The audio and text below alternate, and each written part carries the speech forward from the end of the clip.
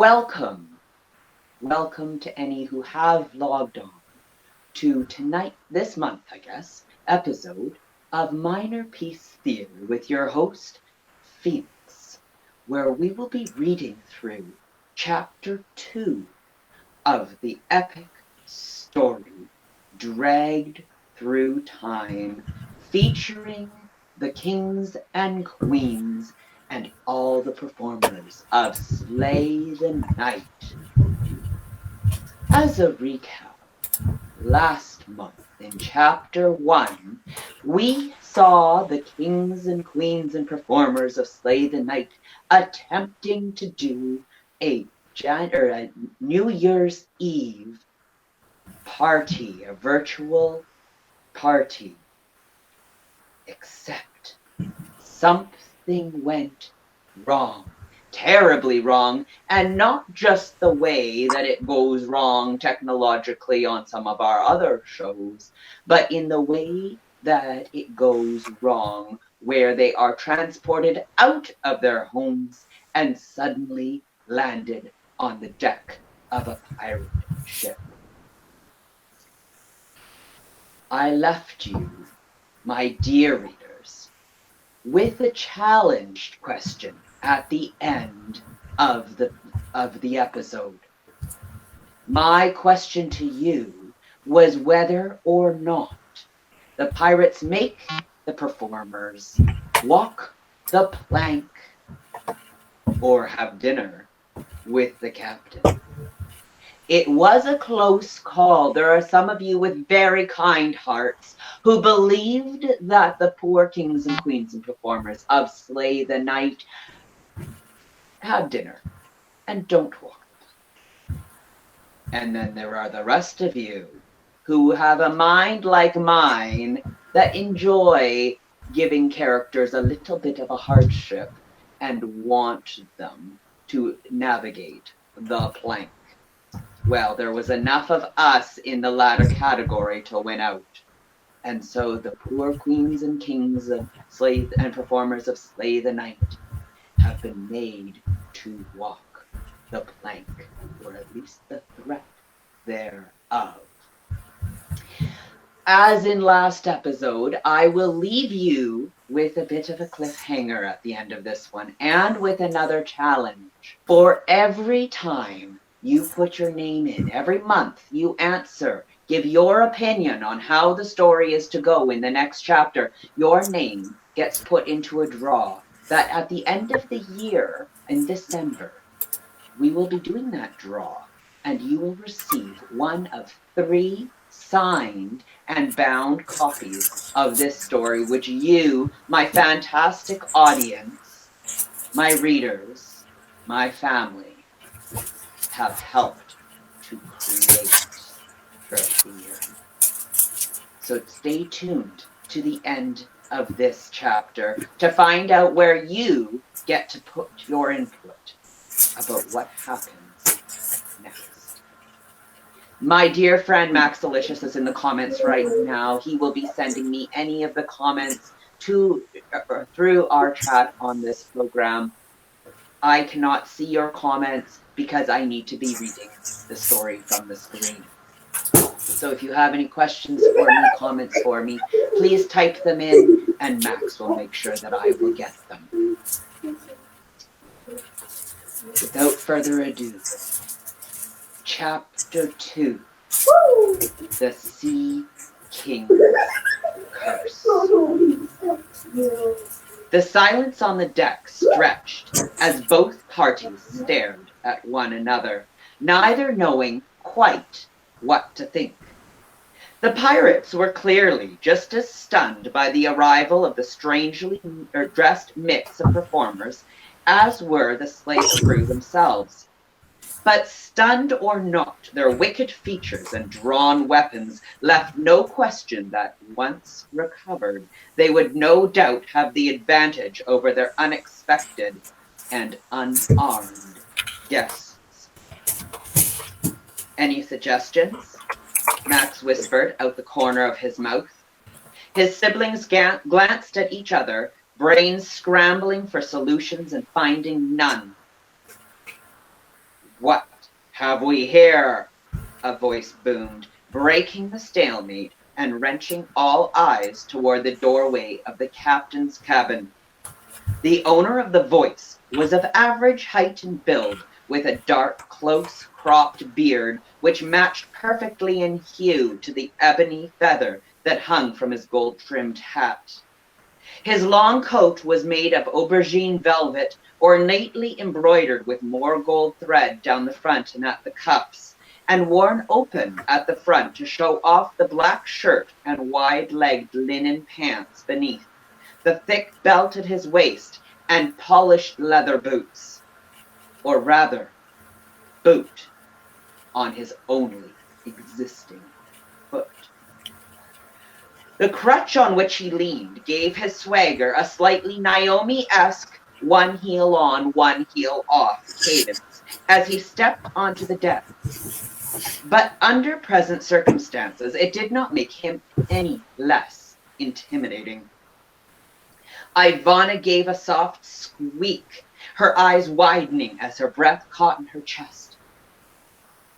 It couldn't be. Spell broken, she stepped forward, turning everyone's attention her way. Well, raise my mast and shiver my timbers, she said, her eyes locked on the captain. I think I must have died and gone to heaven.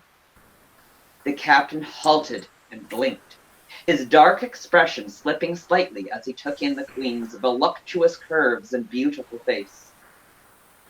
I beg your pardon, he asked. Ivana laughed, giving a smile that would melt the most frigid of hearts. Oh, I don't need to be pardoned, she purred. Yet, at least. But I wouldn't be opposed to a little begging. Is that? Max whispered to Stabby. It can't be, she whispered back. True, the resemblance was unnervingly uncanny, but it was impossible. Then again, they had just been transported from their homes to a deck of a pirate ship. Phoenix and Naomi exchanged glances as the family took a step back, making use of the momentary distraction. Where exactly they were hoping to go was besides the point, as long as it put a little more distance between them and the cutlasses and pistols. That was a win. What kind of curse is this? The captain demanded, taking control of himself once more. Who are you, and what are you doing on my pirate ship? That is a really good question, Max replied, clearing his throat. And we sure wish we had some sort of an answer for you. Demons, one of the pirates muttered, sent by the Sea King to drive us mad. 5 days of blasted heat and not a breath of breeze to be found is not enough. King Triton has set loose evil among us. What else could they be? Drag performers? Jellybean squeaked, looking from one sibling to the other. Drag performers! The pirates roared, pistols and swords raised once more. Gully 'em! Cut their throats! Hang 'em high, let's watch 'em walk on air while their faces turn blue. Make them walk the plank! Send them back where they came from! Arr! Why do I get the feeling I've seen this movie before? Max muttered, raising his hands as a pirate surged forward. Rough fingers grabbed his arms and shoulders, shoving him and the others forward. The deck came up hard under their knees, and ropes seemingly materialized in the pirates' hands, looping around the performers' bodies and pinning their arms to their sides. Ow! Max protested. Careful, would you? The captain stepped forward, his eyes burning into each of them. Cold. Calculating. Is that the way of it then? He asked. Did the Sea King send you? The Sea who? Kylie yelped. I think there's been a terrible mistake here, Miss D gasped. We are performers from Slay the Night, and we... Arr, did you hear that, Captain? Interrupted a scruffy, surly sailor with a nasty expression and crooked peg where his lower limb should have been.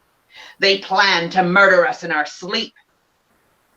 Slay the night, Stabby cut in, her tone far more patient and calm than she felt. That's the name of our performance group. Look, she straightened, meeting the captain's eyes. Why don't you untie us and we can get to the bottom of this together? The scruffy pirate's gaze shifted between their prisoner and his captain, clearly unaccustomed to being spoken to in such a way. The captain's expression, however, remained thoughtful. He looked at Stabby, then Miss D, then last, and longest, at Ivana.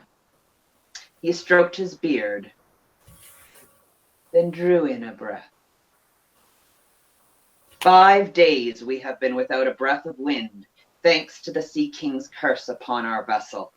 5 days stuck without the means of reaching shore. King Triton is unforgiving, but he is not known for petty cruelty.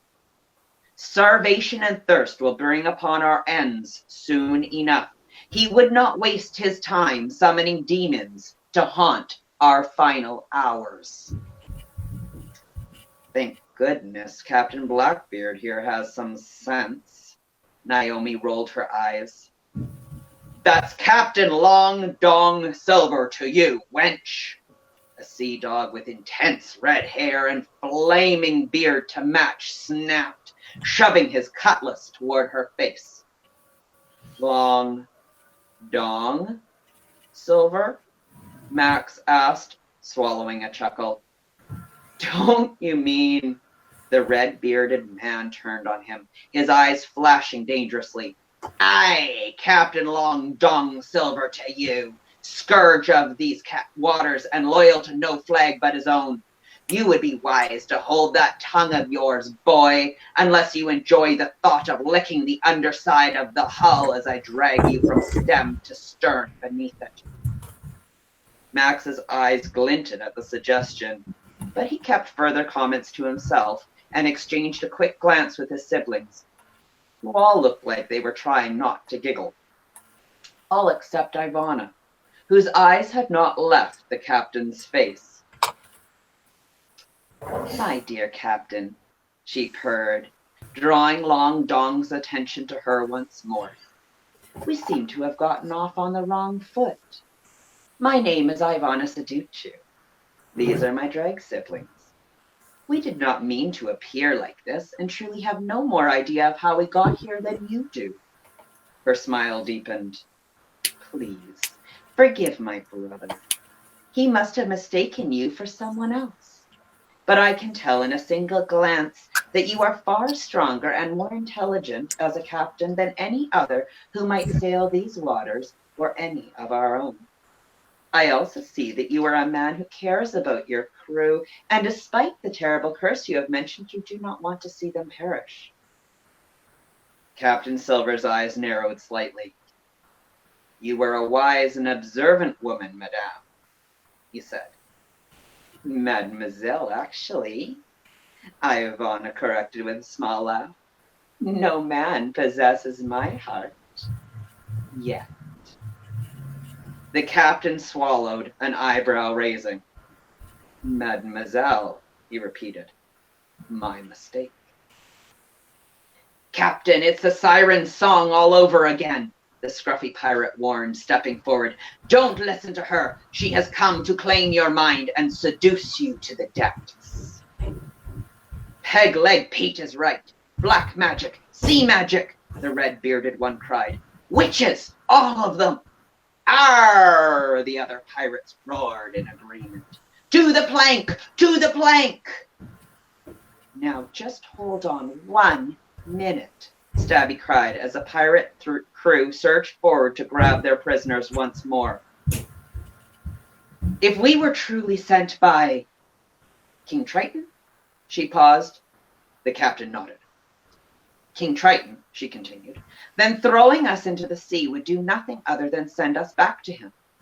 But, she said, if you are right and we are here by magic, think of what that might mean for you. Maybe we were sent here to help you. Have you considered that? Intriguing, the captain said slowly, raising his hand to stop his men. The pirates paused and looked at one another, contemplating the possibility.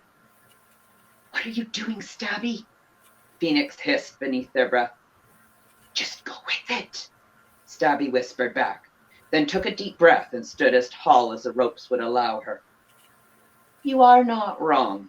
We do possess magic. We have the power to transform ourselves from one form to another, the power to bring fantasies to life, to draw our audience out of their mundane day-to-day and into a world of escape and freedom, the power to bring joy and love to all around us. Most of all, we have the magic of performance. She turned to the scruffy one, Peg-Leg Pete. You mentioned the siren song, she said. Do you mean mermaids leading sailors to their deaths by enchanting them with their music? Peg-Leg Pete hesitated. His captain gave a slow nod, permitting him to speak. He licked his lips and glanced nervously to the open water, then turned back to their prisoner. 6 days ago, he started, when rounding the coastal peninsula, we mistakenly found ourselves in waters the Sea King had claimed for his own and his people. King Triton sent his most deadliest of assassins, his own daughters, to intercept us. We nearly did not escape their dread voices before lashing ourselves to the masts and praying the breeze guide us to safety. As it was, 3 of our men gave in to the cursed singing and jumped overboard before we could tie them down.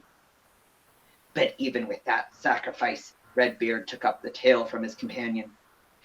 King Triton's rage was not satisfied. He hunted us down that night and placed a curse upon our ship.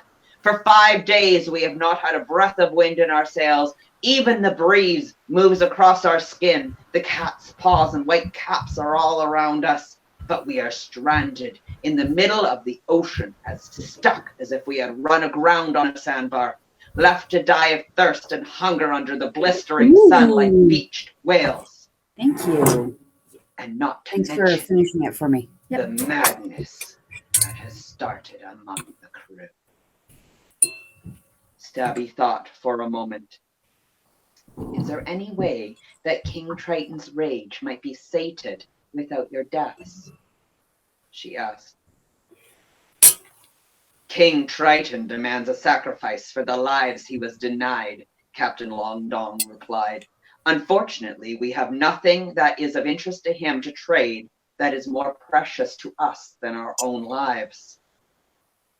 Stabby glanced back at the other performers, then turned to the captain once more. But we might, she said slowly. A king who uses music and song as a weapon. Perhaps he would entertain a different sort of duel. What kind of a duel are you suggesting? A special contest. One of dance and singing rather than swords. One where the winner is granted the freedom to live and duel another day. The captain stroked his beard once more. Does this contest have a name? He asked. Stabby's tone was low and her gaze intense. It's called a lip sync battle, she said. A lip sync battle? The captain repeated. A murmur went through his crew as they looked at one another, clearly never having heard the term before. And what does a lip sync battle entail? Stabby smiled. That is not your concern. You just leave those details to us. I must admit, I am intrigued by this plan, Captain Silver said slowly. And if you win this lip sync, what be your demands for the Sea King? Well, obviously, Ivana said, smiling at her sister's cleverness. Stabby would ask that your ship be released from its curse. I see, said the captain. However, nothing comes without its own price. What is it you would ask of me for entering into such a dangerous contest on our behalf? I ask that you grant my siblings a safe passage to the nearest port, where you will drop us off unharmed and unscathed to continue on our way. Well, Ivana interjected, we could be a little scathed. She winked at Long Dong, who hastily cleared his throat, his cheeks flushing above his beard. Minutes stretched. Then finally, he nodded. Put out the plank, he ordered his men, and bring our prisoners to the rail. We will try your plan and agree to your terms, but know this, lass. If you fail, it will be you and your crew we sacrifice to King Triton, not mine. Stabby swallowed and nodded as the pirates grabbed hold of Phoenix, Naomi, Max, Miss D, Jellybean, Kylie, and Shavana, and rough marched them to the side of the ship. Peg-leg Pete sneered, drawing a wicked-looking knife from his belt. With one swipe, he cut her free of her bonds, then grasped her upper arm in an iron grip and half-dragged, half-pushed her toward the opening in the railing, where the gangplank was being hastily set. Stabby glanced over her shoulder in enough time to see Captain Long Dong place a slightly more gentle but equally firm hand on Ivana's shoulder, leading her forward as well, before Pegleg gave her a hard shove out over the water. Stabby gasped, the boards beneath her feet shifting and bending ominously, nearly throwing her down into the chopping waves. Her siblings gasped as she caught her breath and managed to steady herself. Then, with one last look back at her family, Stabby turned to the open ocean and walked to the end of the plank. Her heart thundered in her chest as her brain hastened to catch up with her bravado. What on earth had she been thinking, she asked herself. The water churned and moved dizzyingly before her, the phantom breeze dancing across her skin and catching in the tassels of the dress, causing the glittering sequins that covered the fabric to twinkle like sea spray. Get out of your head, Stabby told herself, taking one more deep breath. Then she lifted her chin high and called out over the expanse, challenging the Sea King himself to lip sync for their lives.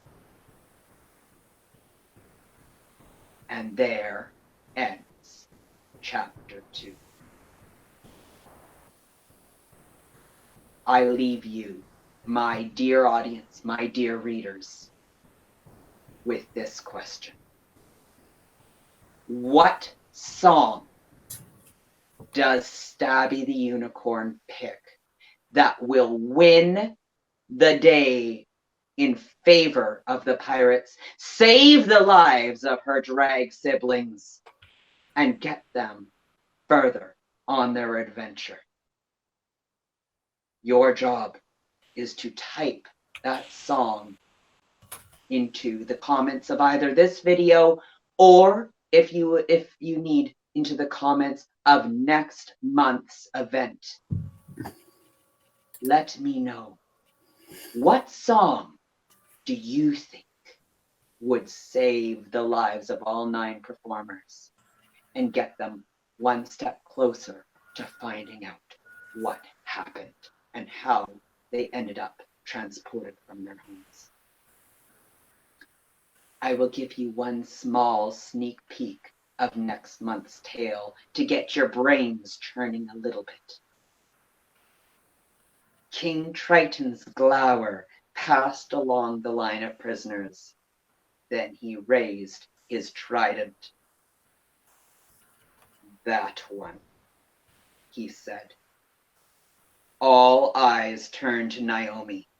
With her long blonde hair fluttering in the breeze, flawless skin aglow in the waning sunlight, and iridescent eyeshadow reflecting the purples, blues, and greens of the waves lapping beneath them. There was no surprise to his choice. If Stabby lost, she would be the one to go beneath the waves. With that on the line, what song does Stabby dance to? So good night, sweet dreams, and see you next month. when we unveil.